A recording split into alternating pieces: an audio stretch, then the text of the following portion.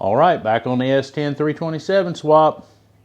We got it, the rotating assembly put back together and the timing chain and all that put on. So, I'll bring you in here and I'll show you where we're at and where we're going. So we got the, this is a Howard's timing chain dual roller, and we have it installed, and we are, you can see right there, dot to dot. The piston's all reinstalled. Everything's oiled up, slicked up. And we're gonna flip this rotating assembly over, and I need to recheck the torque with a digital torque wrench that I borrowed from work. Real quick before I grab that torque wrench, I saw this and said I would suggest that I would make a mention of this. If you get your gaskets out of your box and they got a little wrinkle in them, or they're funky shaped or whatever, bring them out in the sunshine, lay them on a flat surface, let them sit a little bit, and that warp, most of the warp can and will come out of them. Okay, so I have a click type torque wrench that is about 20 or 30 years old in my box, and it's never been calibrated. But at work we have a really nice snap-on torque wrench that recalibrates and re-zeros itself every time, because they use a load cell inside these. So it's a really good torque wrench. So I asked to borrow it before I left to come home for the weekend to work on this. Now all these mains have been set with that click type. I think I set it to 72 foot-pounds. I think the spec is 70, so it ought to be really close. The last time this torque wrench was used, let it go through torque zeroing, it was at 70 foot-pounds. So we can get in here, we're going to go through and we're going to completely retorque this crankshaft and make sure that they are tight enough. And then we're going to come back and go through all the rods.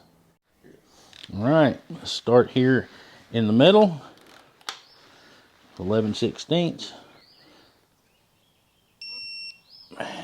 That's tight enough. That one's tight enough. That one's tight enough. Tight enough. Tight enough.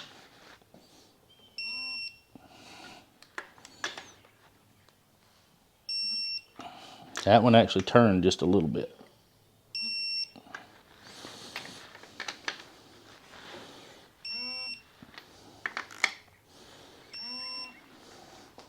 Okay.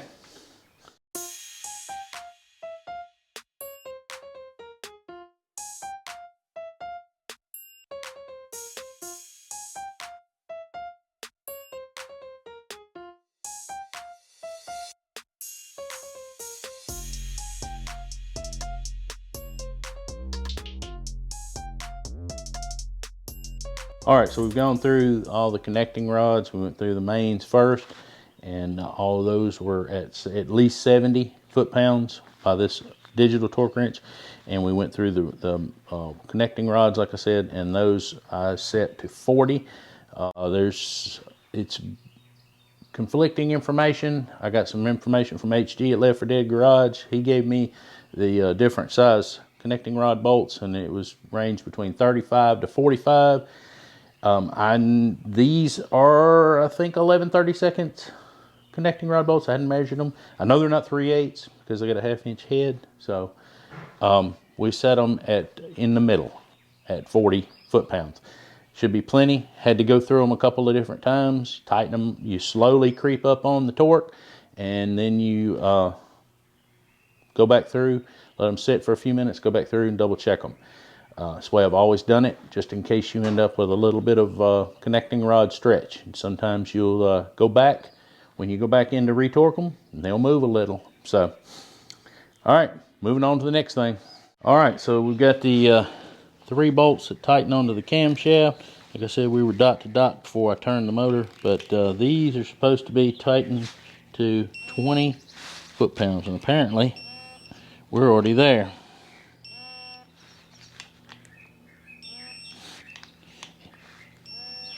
I tightened these with a 3/8 ratchet last night and snugged them down. Let's see just how, if I got them too tight.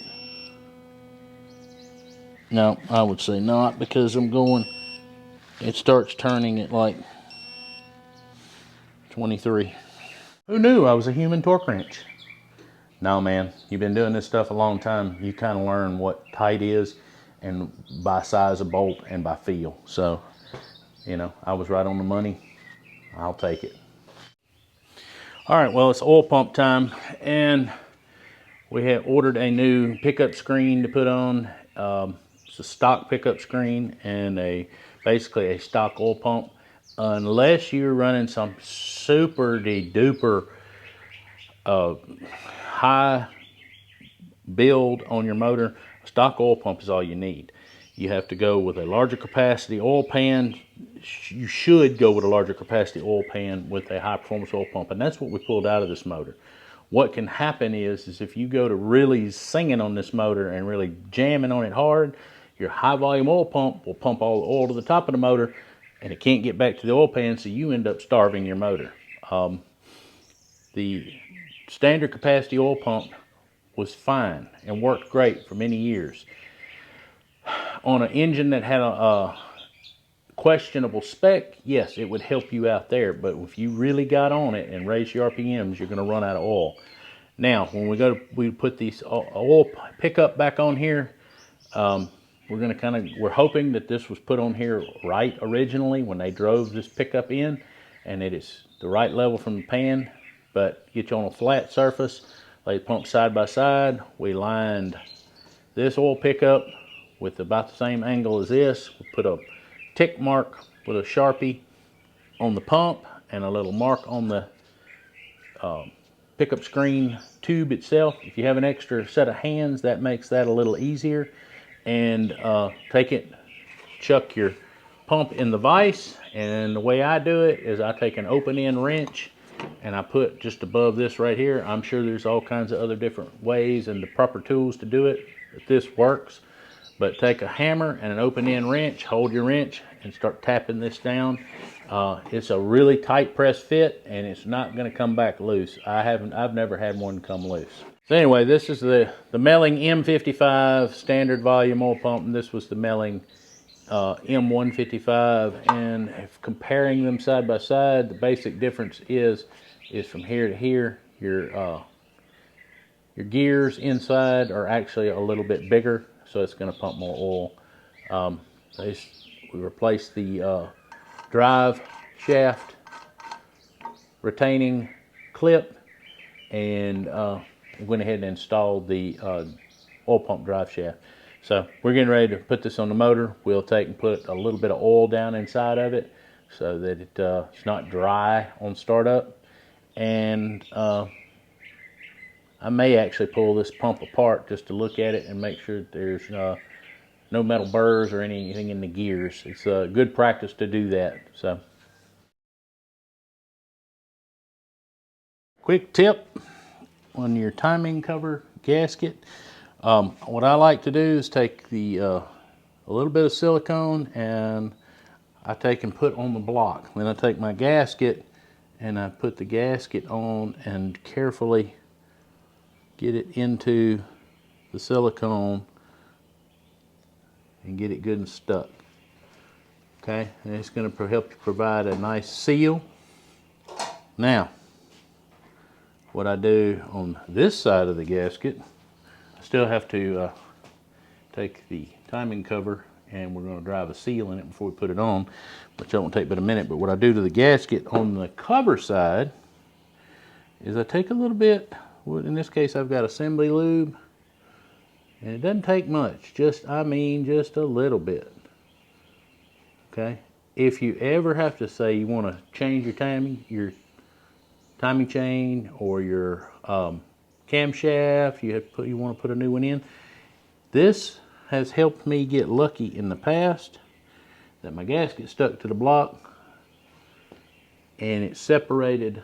Well, the timing cover was able to come off and I didn't tear the gasket up, so I didn't have to go through all the scraping and the hassle. I just took the cover off, did what I needed to do, put the cover back on, and they seal just fine. And if you're a little leery about it sealing on the second time, then you can come in and do what I did when I glued it to the block and put a light smear on your cover or on the gasket and put it back, and they will reseal. I found they reseal without the silicone. So But anyway, there's your quick tip. All right, well, timing chain covers on, oil pan's on, oil pump's in. I guess we can set these heads on.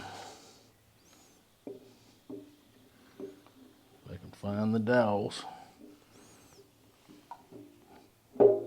There's one, there's the other. Ta-da!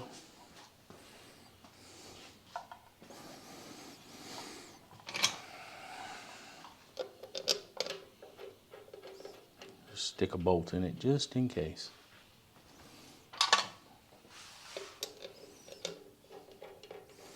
These bolts still have to have sealer on them.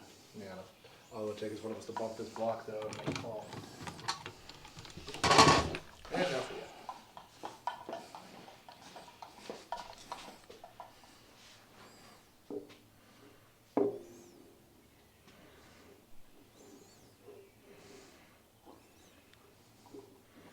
Come on. Oop.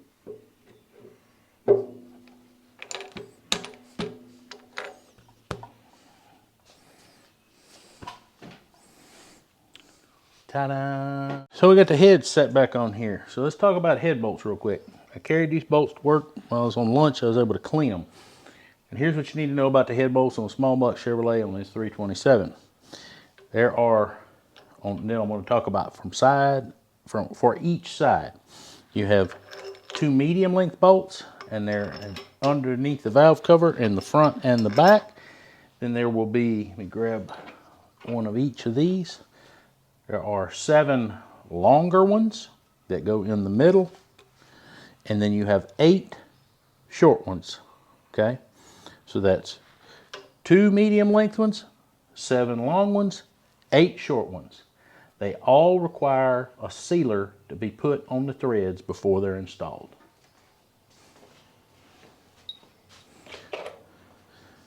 Sealer I'm going to use is Forma gasket sealant. It doesn't ever harden. It stays soft and will seal and keep water from getting around the threads. Some of these bolts you can see, these are used bolts. Have got a little bit of corrosion on the very tip of the threads. They'll be fine. The main body of the threads that does the holding is still in good shape. So if I torque them, let them sit a little while and come back and retorque them and they hold, they're good to go.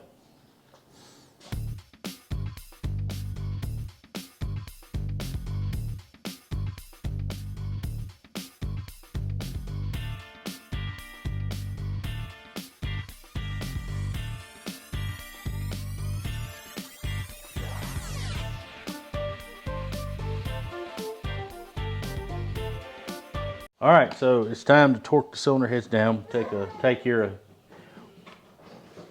it's time to start torquing the cylinder head down. So I took my little 3/8 ratchet, lightweight torque. I don't think it gets over 30 foot-pounds at the most.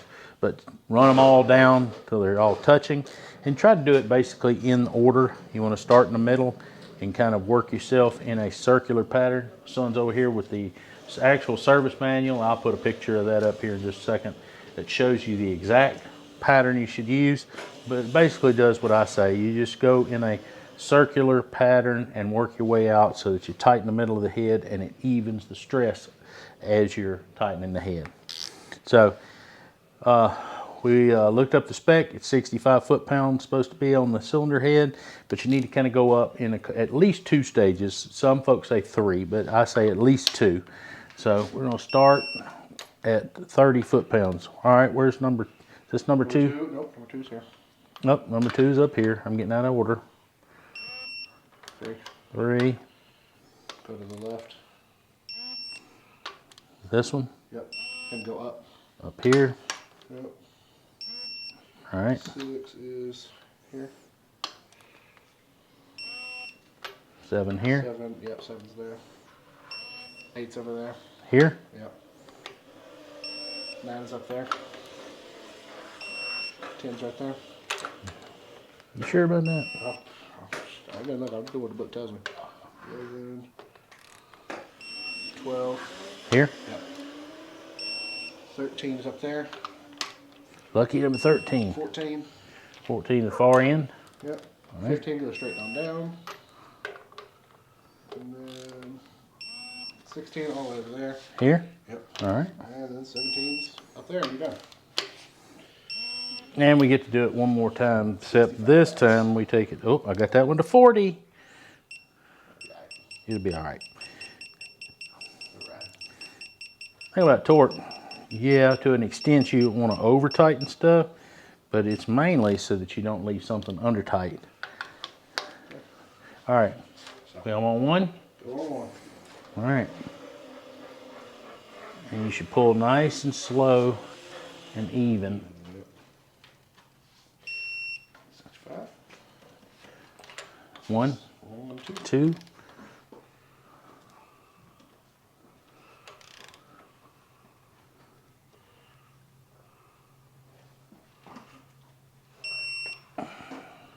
$65.3. All right, number 3. 65.9. Number 4. Nope. What you got? 4 right there. 5.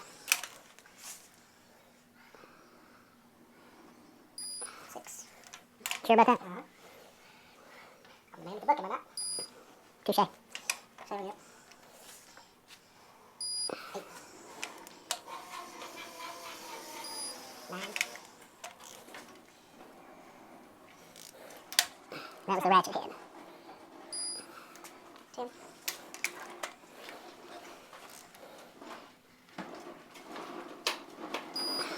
11. Here. 12.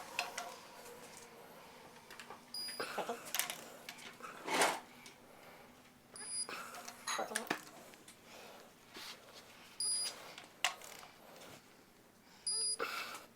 Here. And that one. Yeah. And 17. Okay, not bad.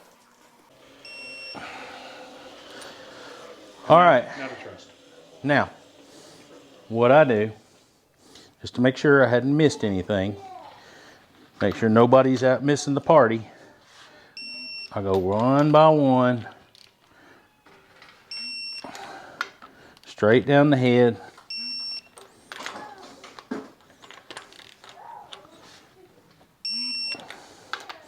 And I also tell, see, take that one.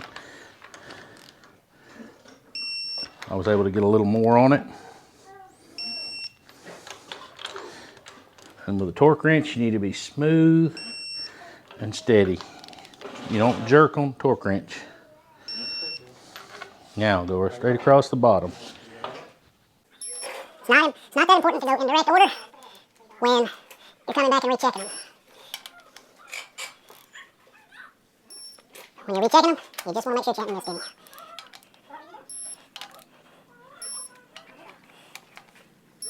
Okay, that's all of them. That's that head. It's done. Now I get to do the other side. Yay!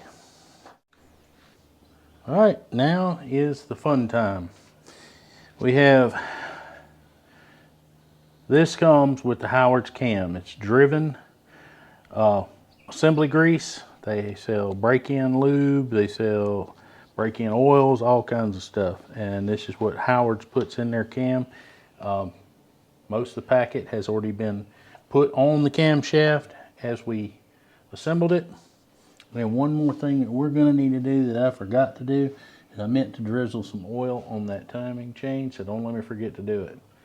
But anyway, you take a little dollop of this assembly lube and you put on the bottom of each lifter and a little bit in where the push rod goes. A little bit of lube on the body will do you a little bit of good service too.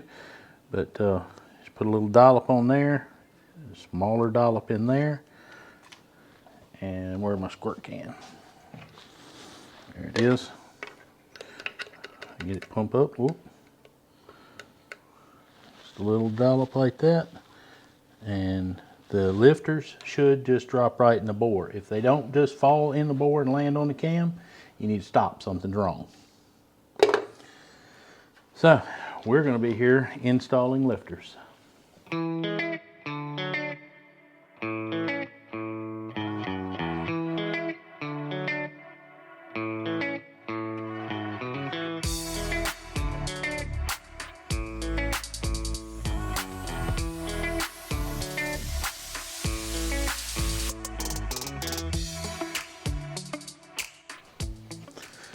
All right, so we have push tubes back in, a little lifters installed, got all the rocker arms sitting on top of the push tubes.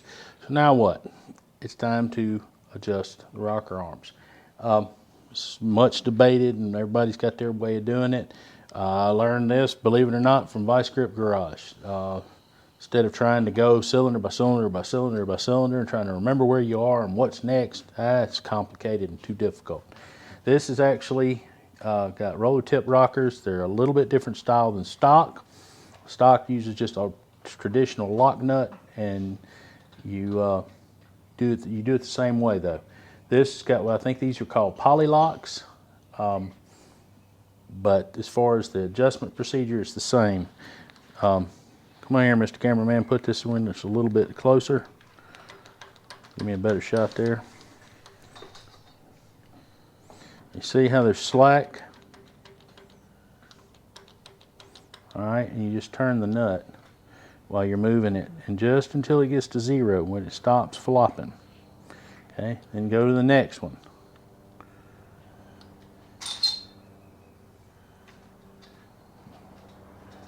Go to the next one, and moving it up and down, and as soon as it gets to where it's not going up and down anymore, that's 0. That's where you want to stop.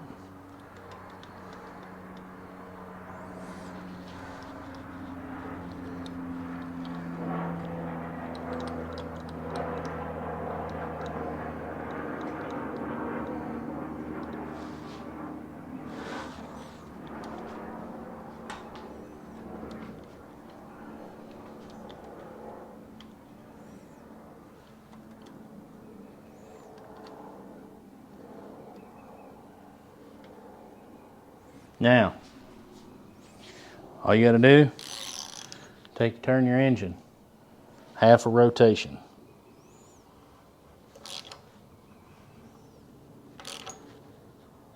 Why is it not turning? There it goes. All right. And go through and find the ones that you've done half a rotation, find the ones that are loose.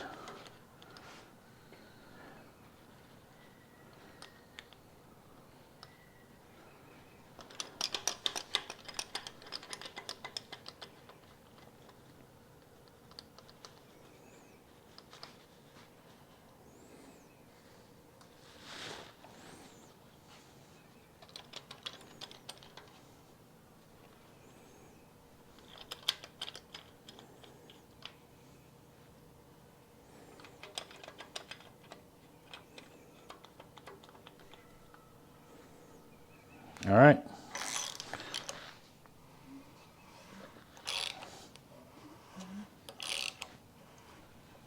And do it again.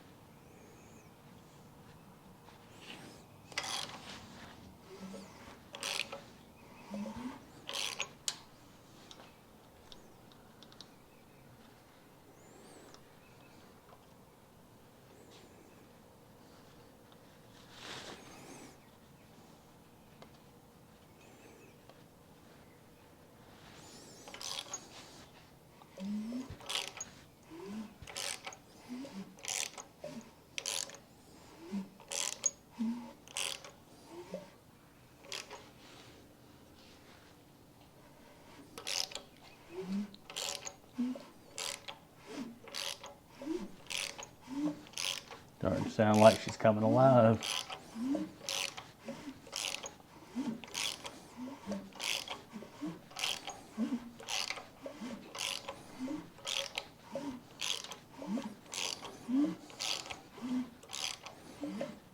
All right. Just go one through one last time, make sure nobody's loose. Everybody's in the party. Now, from here, you're going to take and you're going to turn all of them a half a turn. But you'll want to tighten the lock in the middle. So let's go ahead and do that half a turn.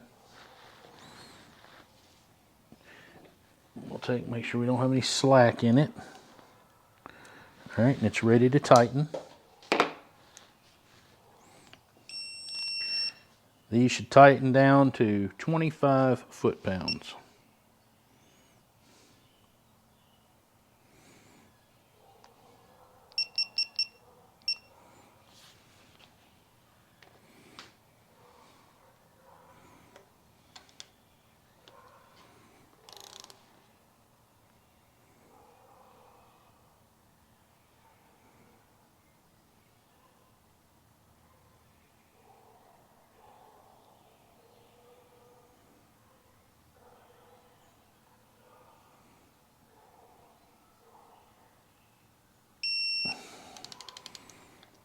There we go. First one adjusted.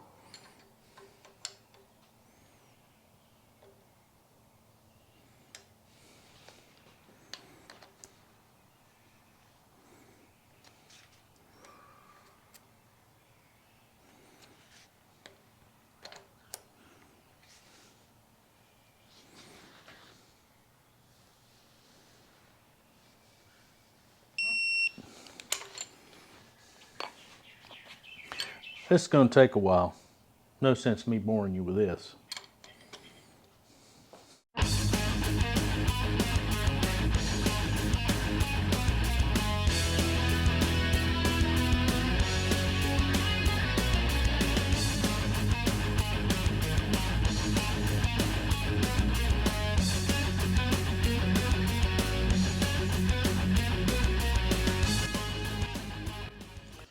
All right, well that ought to get us in the game. We should have all your rocker arms adjusted just like they're supposed to be.